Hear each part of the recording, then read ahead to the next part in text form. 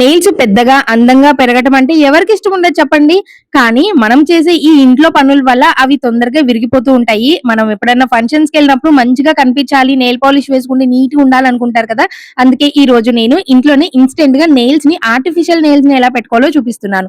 మన దగ్గర ఇట్లాంటి వాటర్ బాటిల్స్ ఉంటాయి కదా, అవి పల్చగా ఉన్న ప్లేస్ ని చూసి నీట్ గా మనం ప్లెయిన్ గా కట్ చేసుకోవాలన్నమాట. అట్లా కట్ చేసుకున్న తర్వాత మీ నెయిల్ సైజ్ ని బట్టి మార్క్ చేసుకుని తర్వాత కట్ చేసుకోండి.